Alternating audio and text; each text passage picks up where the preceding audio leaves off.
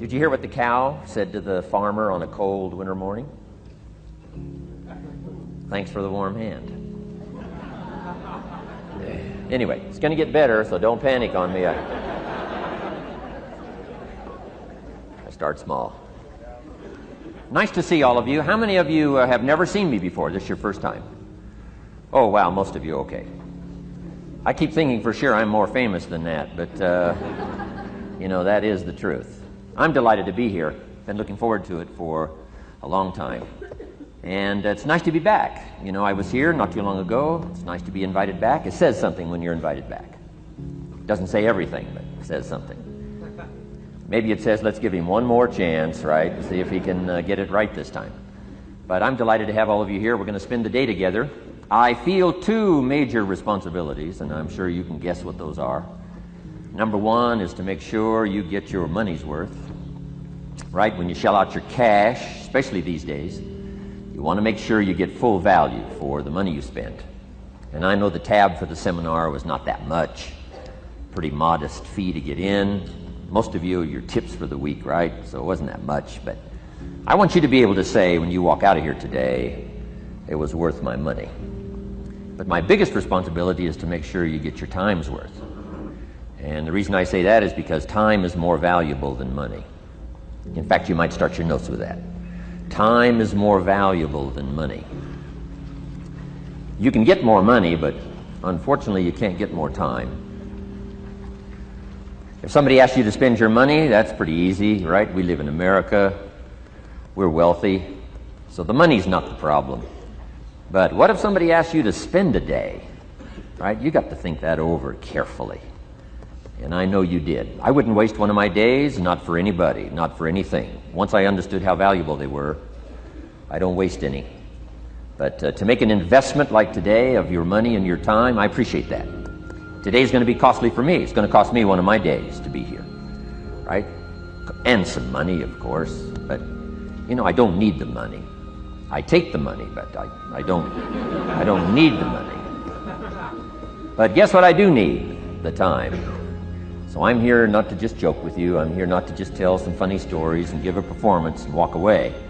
I'm here to give you some value, and I want to make it worth your time. I'm going to invest a day. You're going to invest a day. Let's get the most out of it and see what we can walk away with today. Anyway, for you that have not seen me before, just very briefly, let me just tell you my story. I grew up in Idaho, farm country, southwest corner of Idaho. In fact, my father still lives on the old homestead where I grew up. He'll be 89 his next birthday, still hasn't retired. I'm proud of my dad. He's never been ill. He's really something. I'm trying to get him to retire this year, 88. I'm telling my father, what a good year to retire when you're 88. And he says, hey, talk to me in 10 years, right? I might be ready. But anyway, I went to high school. I graduated. I went to college 1 year. Halfway through my second year of college, I decided I was smart enough, so I quit. One of my major mistakes. I should have stayed in school. But I thought, heck, I'm smart enough to get a job. That's what life's all about, right? Get a job, pay your bills, work hard, stay out of trouble, keep your fingers crossed, hope for the best. And I figured I was at least prepared to do that. So I quit college and went to work. A little while later, got married, got my little family going, and I'm out there doing what I thought was the best I could. But about age 25, I'm starting to struggle. I've purchased a little more than I can conveniently pay for on time, and the creditors are starting to call saying, hey, you told us the check was in the mail. What's the deal? And I'm getting embarrassed by that. I'm also embarrassed, big mouth me, with all the fancy promises I made to get married. I'm way behind on those promises, and I'm getting discouraged, wondering what to do. And I thought, well, maybe I should go back to school, right? 1 year of college, pretty short on an application. But, tough to go back to school, right? Especially when you got your family going. Time to stay is when you're there. So I discounted that. I thought, well, if I, had my own business, that would be the way to go. But, I'm short on money, too much month at the end of the money. If you've ever been there, that's where I was, age 25. So I had to discount that, and I'm discouraged, wondering, where do I go from here? And then the miracle happened for me. Good fortune came my way. And who can explain good fortune? I don't know. Remarkable things that happen to you at a particular time. Sometimes it's just unexplainable how those things happen. One of my friends says, well, hey, things don't just happen. Things happen just. Another good note for your notes. Things don't just happen. Things happen just. And maybe that's it. I don't know. I'm an amateur on life, I guess like most of us are, trying to figure it out, how to make it valuable. But I was ready. And my good fortune was, at age 25, I met a very wealthy man. His name was Mr. Schoaf, Mr. Earl Schoaf.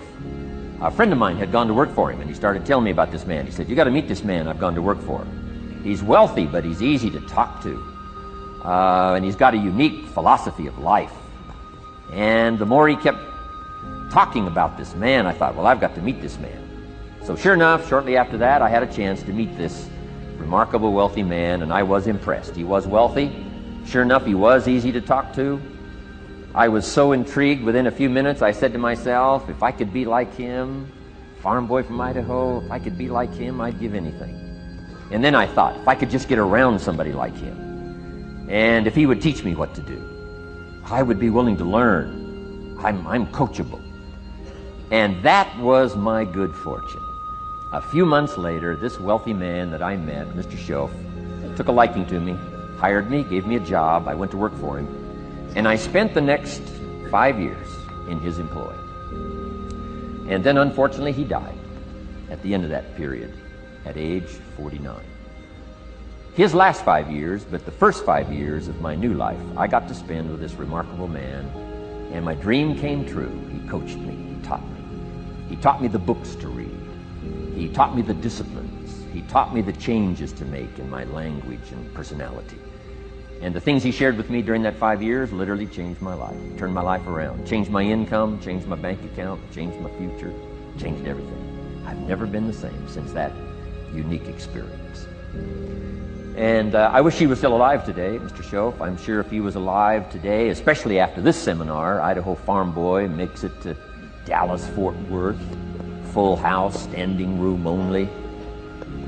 Pretty awesome, I'm sure. If he was alive, I'd be calling him today saying, you won't believe what's happening to me. I've had a chance now to share with other people what you shared with me. But anyway, how I got here. 30 plus years ago, I was living in Beverly Hills, California. And one day, a friend of mine, businessman friend, said, Jim, I'd like to have you come and share your story with my service club that I belong to, the Rotary Club. He said, I know your story, Idaho Farm Boy makes it to Beverly Hills. But he said, I think my club members would love to hear your story. He said, if I arranged one of our breakfast meetings, would you come tell your story? Just share a few thoughts. I said, okay. So I agreed to go give this breakfast talk. And guess what? They liked it. And my telephone rang. I got another call saying, we heard you've given your story and shared some ideas. Would you come talk to our club? First thing I know, I'm starting to devote a piece of my business time to giving these talks. And then one day, a businessman who'd heard my talk, I think 2 or 3 times, approached me and said, would you come and share that story and some thoughts with my management and salespeople? So I got this little company going. And he said, if you'd come tell your story to my organization, he said, I'd be happy to pay you. And I thought, wow, wouldn't that be something? So I agreed to go do it, and I got paid. Little did I know, another fortune was waiting for me to translate my ideas into talks and speeches and seminars. Now I've written some books. It's on cassette tape. Now I get to travel around the world. Last year I was in Japan and Israel, Spain, Mexico, Australia, New Zealand, France, Germany, Canada, and now Dallas-Fort Worth. So. Idaho Farm Boy gets to travel around the world and share his story, and here I am today. Anyway, it's almost too much for me to comprehend. From where I started, raised in obscurity, in a little small farm community, and now to be here today is pretty awesome for me. So anyway, that's just a little bit about my story. My story is probably more intriguing for me than it is for you, but I wanted to hear it again, so I thought I would just, bore you with it. Anyway, I don't ask you to be impressed today. I'm the one that's impressed from where I came from to have a chance. But that's the American dream, right? Come true. Chance to start from scratch, start from obscurity, start with pennies, start with nothing, and have a chance to transform your life, change your life, set your goals, and see what you can accomplish. So anyway, that's how I got here, and I'm just delighted that this day has arrived, and I truly want to make it valuable for you. Let's go to work. Here's what I hope you'll find out of this seminar today for your notes. Here's what I hope you'll find. Number one, sincerity. Above all else today, I hope you'll find me sincere.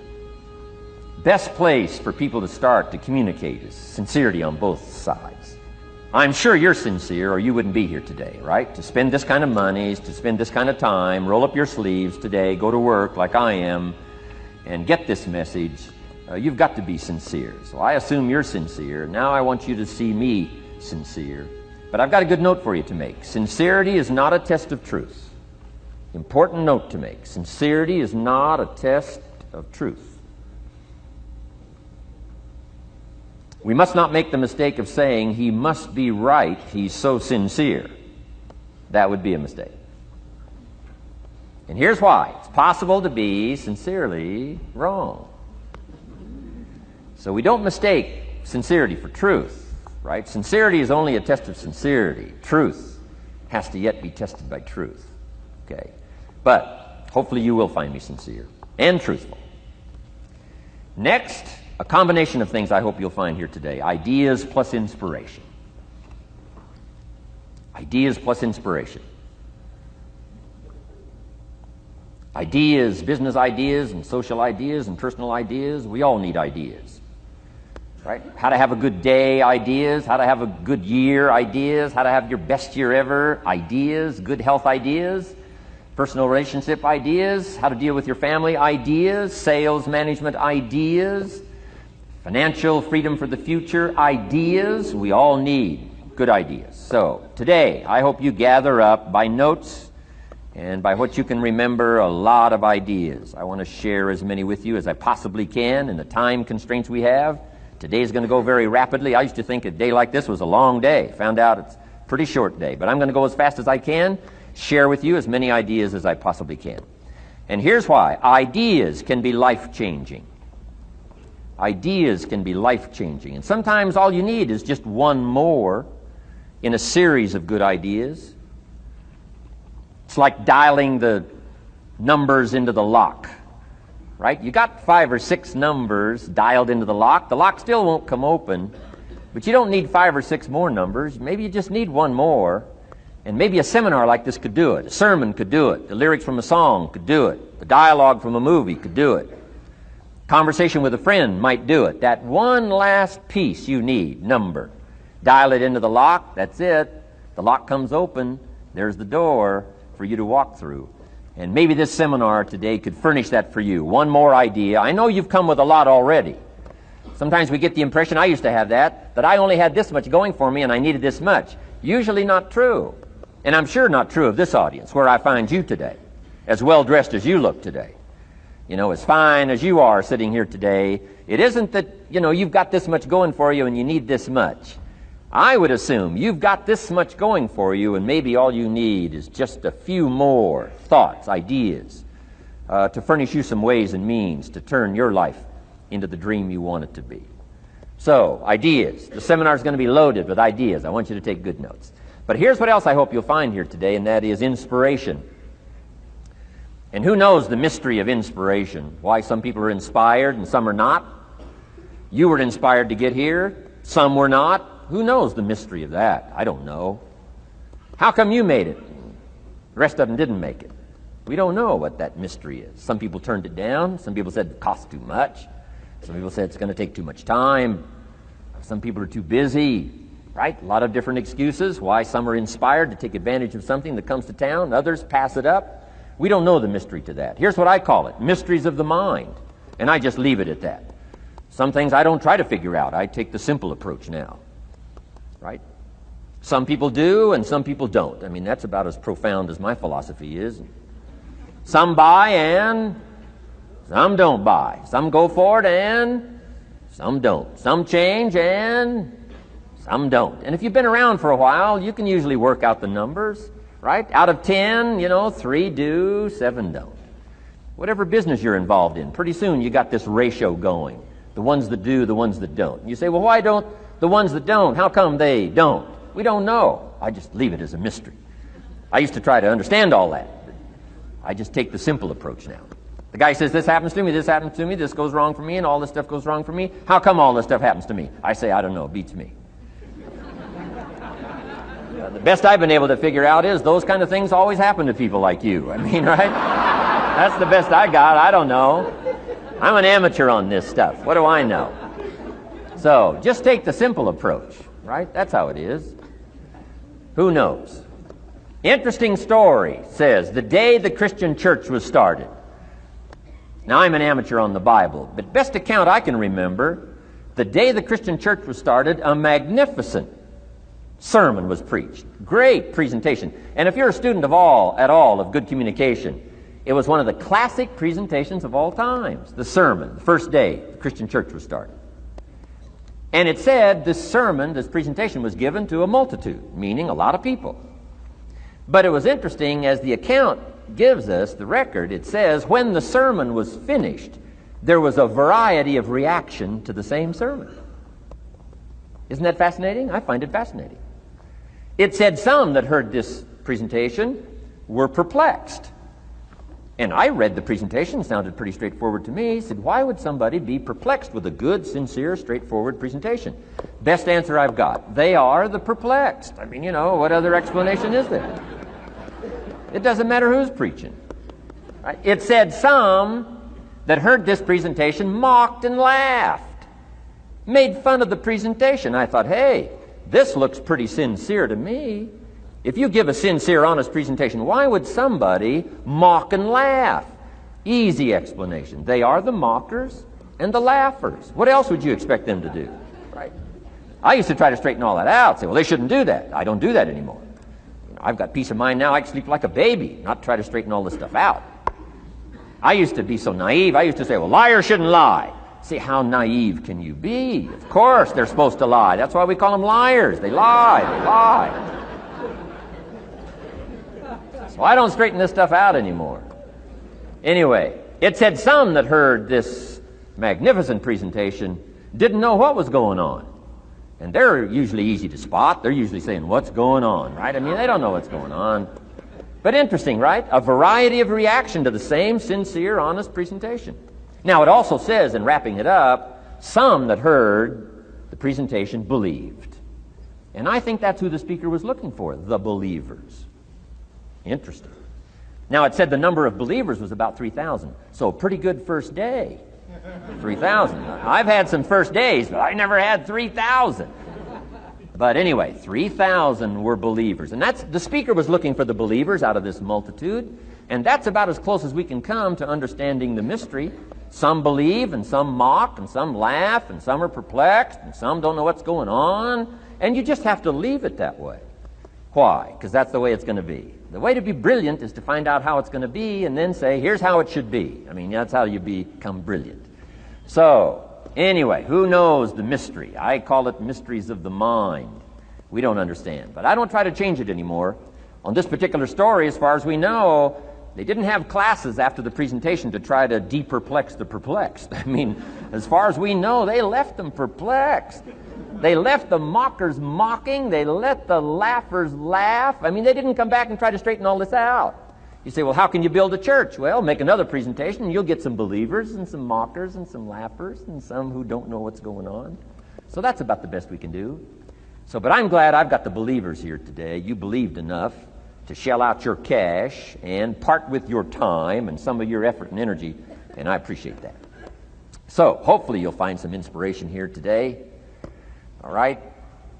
To get the most out of today, a couple more notes. Number one, be thankful. That's a good way to capture the most of a day like this. Be thankful for what you already have. That shouldn't be any problem in America, being thankful. Everything we need is available in America. Everybody wants to come here, right? The last time I was here, that little presentation I gave, everybody wants to come here, America. People haven't plotted and schemed the last 40 years saying if I could just get to Poland, everything would be okay. No, everybody wants to come to America. Why? Everything's available here. All the books you need, all the sermons you need, all the churches you need, all the schools you need, all the instruction you need, all the inspiration you need, all the capital you need, all the markets you need, all the challenge you need, all the information you need, all the seminars you need. Everything's available here. This is America. So number one, let's be thankful for what we already have. Thanksgiving does this. Opens up the doors, opens up the windows, opens up the channels. Thanksgiving for what you already have. I did a seminar one weekend up at the ranch, up at Clear Lake. Got a lodge up there. Nice setting, high valley, high serenity ranch. For the weekend, Friday evening, Saturday, Sunday. People drove in from around California. I got there late Friday afternoon. Everybody had pretty well already gotten there. I couldn't believe the parking lot. Continentals and Eldorados and Mercedes and Cadillacs and unbelievable. Ferrari, one Rolls Royce, unbelievable. I walked in, good-looking crowd about like this, sitting there ready for the weekend seminar. My opening remarks were, ladies and gentlemen, I think the rest of the world would find it strange that we have all come here this weekend to try to figure out how to do better. Right? I think the rest of the world would say, I don't understand. Guy in his Rolls Royce saying, I got to get to the seminar, find out how to get another one of these Rolls Royces. Unbelievable. Anyway, let's be thankful. Here's what locks up the doors and the channels to receive more: cynicism. That locks you away. That prevents you from learning more. Being a cynic about the past and the future, a cynic about the marketplace, cynical about the people, cynical about the institutions, cynical about the setup, cynical about yourself, cynical about your chances. See, that locks away all the chance for stuff to flow your way. So, good advice, I think, today. Start off, be thankful. Here's number two, listen well. And that's going to be a challenge today. I understand that. Seems like most of, our life is still going on outside these four walls, right? Most of our life seems like it's out, continuing out there. Family and business and associates and market and economy and whatever else is happening in the midst of your life. And to sort of, pull your attention from what's going on out there and put it in here for just a few hours, I know is a challenge. But do the best you can, listen well. And here's the last one, take good notes. Be a good student today. Take some good notes. I've not come to entertain you. As you can tell by my opening joke, right? I would not make it in Las Vegas. So we don't have a dog and pony show today, no entertainment. But I do have some ideas. Take some good notes. Somebody showed me the other day notes that they took about 21 years ago, attending one of my seminars out in Los Angeles. He said, I still use these notes I took 21 years ago to help me in my business, relationship with my family. So I'd like to have these notes that you take today become that valuable for you. Then it would be worth me making the investment to come and spend a portion of my life, my time, my energy here. And I want this investment I'm making here today to pay off. And one of the ways it can pay off for me is for you to take good notes and then go away and use whatever makes sense. Because what I feast on coming back around is the stories out of this audience today. Sure enough, 6 weeks from now, 6 months from now, 6 years from now, somebody's going to, by phone, by letter, by personal contact, walk up to me and say, the things you shared that day got me thinking. And I started making some changes, and let me tell you what's happened to my business. Let me tell you what's happened to my sales career. Let me tell you what's happened to my relationship with my family. See, that'll make it worth it for me. Not the money, the return. Something you can't buy with money. If somebody says, thank you for touching my life and taking the time to make the investment. And that's what I'm all about. So if you'll become a good student today. And here's the last note. Don't be a follower, be a student. You'll be happy to know today we haven't come seeking disciples. We've got no movement for you to join. I'm just here to share some of my experiences, good ideas best I can. But I think that's good advice. Don't be a follower, be a student, right? Take advice but not orders. Take information, but don't let somebody, order your life. Make sure what you do is the product of your own conclusion. Excellent note to make. Make sure what you do is the product of your own conclusion. Not to do what someone else says. Take what someone else says, process it, think about it, ponder it. If it makes you wonder, if it makes you think, then it's valuable. Then when you go take action, make sure that the action is not what somebody told you to do. Make sure the action is the product of your own conclusion. If you'll follow just a little bit of those simple guidelines, I'm telling you, the learning process can be speedy, swift, powerful. Your learning curve can go up, and then applying it to your business, your life, your family, conversations, equities of all kinds. You'll find some progress like I did that first 5 years when I met a teacher willing to share with me, turn my life around. Progress I couldn't believe happened for me. Okay, let's get started. I want to review, I was here last time and we talked about the 5 major pieces to the life puzzle.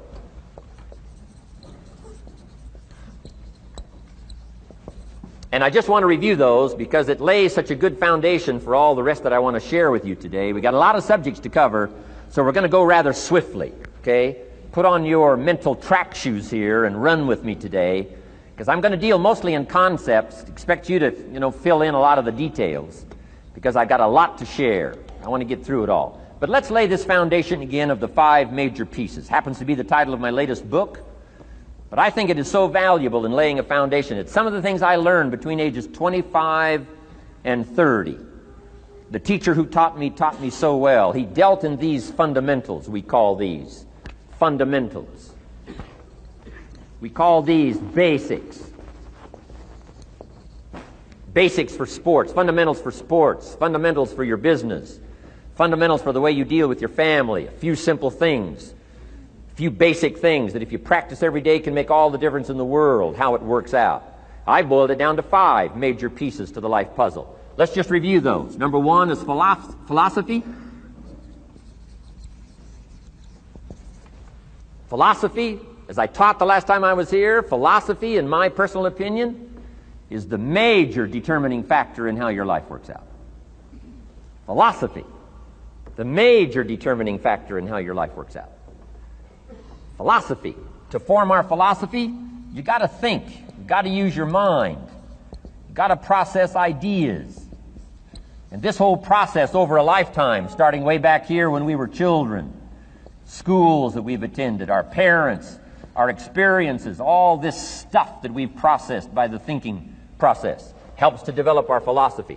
And in my opinion, each person's personal philosophy is the major factor in how your life works out. Here's what I called it in that last presentation when I was here. It's called the set of the sail. Each person's personal philosophy is like the set of the sail.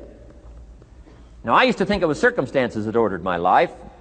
If someone would have asked me at age 25, Mr. Rohn, how come you're not doing well? Pennies in your pocket, creditors calling, nothing in the bank, behind on your promises to your family, you live in America, 25 years old, got a beautiful family, every reason to do well, and things are not going that well for you. What is wrong here? It would not have occurred to me to blame my philosophy. It would not have occurred to me. Saying, well, I got this lousy philosophy, and that's how come I got pennies in my pocket and nothing in the bank, and things aren't working well. That would not have occurred to me. I found it much easier to blame the government. Much easier to blame the tax problem. I used to say taxes are too high. Top tax rate when I first started paying taxes, 91%. Back then, when your income reached a certain level, all your income over that, 91%. So I used to say that's too high. Now the top tax rate's about 33%. But people are still saying what? Taxes are too. See, but you can't use that anymore. If it's gone from 91 to 33, how could it be too high? Come on. I threw all that old excuse stuff away. Some people found it, though, and they're using it these days. My old list. I used to blame the traffic, the weather, used to blame circumstances, right?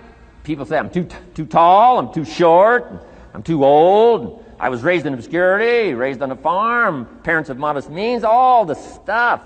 If you were to ask me, how come you find yourself here, Mr. Rohn, age 25, living in America, land of abundance and opportunity, pennies, zero in the bank, not doing well, creditors calling, it would not have occurred to me to blame my philosophy. I found it easier to blame the company policy. I used to say, if this is all they pay, how do they expect you to do well? So I figured that, my future was going to be tied to what everybody else was arranging, the economy and, interest rates. I used to say things cost too much. That was my whole explanation, not my philosophy, until my teacher taught me better that this is where the problem was, my own personal philosophy. Here's what's exciting about each person's personal philosophy. That's what makes us different than dogs and animals and birds and cats and spiders and alligators. That's what makes us different than all other life forms. The ability to think, the ability to use your mind, the ability to process ideas, and not just operate by instinct. In the winter, I'm telling you, the goose can only fly south. What if south doesn't look too good? Tough luck. It can only fly south. But see, human beings are not like a goose, can only fly south. I mean, you can turn around, go north, you can go east, you can go west, you can order the entire process of your own life. And we do that by the way we think. We do that by exercising our mind. We do that by processing ideas and come up with a better philosophy, a better strategy for our life, goals for the future, okay? Plans to achieve those goals. All this comes from developing our philosophy. Philosophy helps us to process what's available. Well, when we get here, we got seed, and we got soil, and we got some rain, and we've got some what? Sunshine, and we've got some seasons, and what? The miracle of life.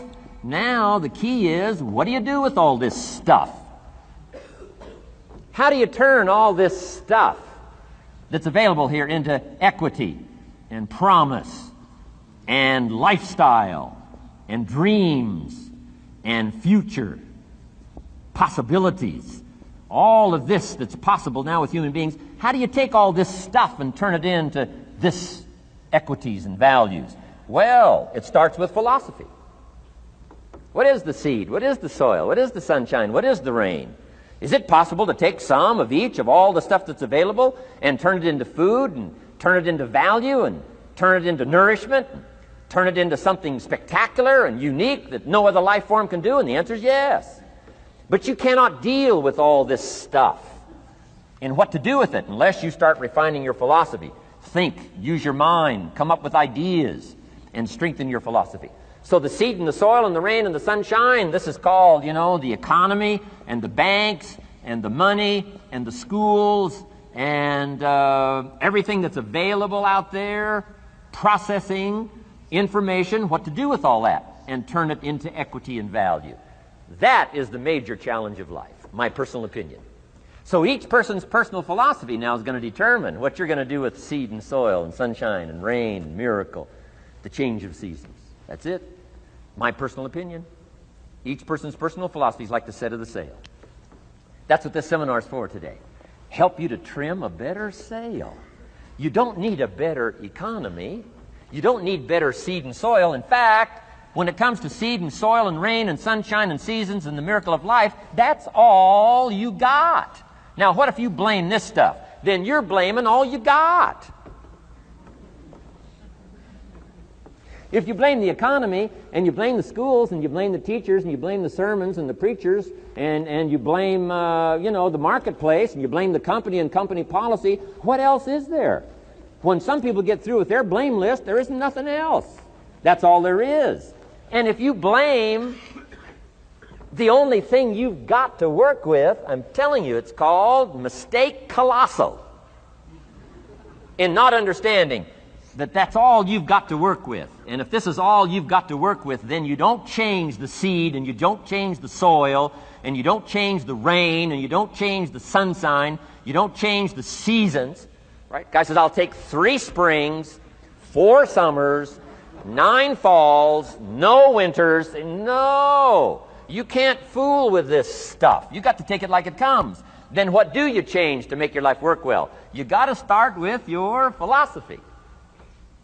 Guess what I had to do at age 25 in order to change my own future? I had to change my mind. I had to change my thinking. I had to change my philosophy. I was messed up on what was causing my problem. And once I got that straightened out, that all the stuff I blamed, the government and taxes and the marketplace and the economy and things cost too much, negative relatives, cynical neighbors, once I got rid of that and started going for where the real problem was, which was me, I'm telling you, my life exploded into change. My bank account changed immediately. My income changed immediately. My whole life took on a whole new look and color immediately. And the early results I got from making these philosophical changes tasted so good, I've never stopped the process from that day until this. And I'm telling you, with a little consideration of the refinement of your sail, by setting a better sail, refining your philosophy, your whole life can start to change from today on. You don't have to wait till tomorrow. You don't have to wait till next month. You don't have to wait till spring. You don't have to wait till 93. You can start this whole process immediately. I recommend it. Now, some people do so little thinking, they don't even have their sail up. I mean, you can imagine where they're going to wind up at the end of this week, at the end of this month, at the end of this year. Now's the chance to change, process all this information. So number one is philosophy. Okay. And we dealt with all that, where we get ideas from personal experience, from other people's experiences. I don't want to get into all those details because we covered that the last time I was here. But philosophy, that's number one, my personal opinion. Each person's personal philosophy. Here's the definition of success and failure. Just make this note. Here's failure. A few errors in judgment, repeated every day.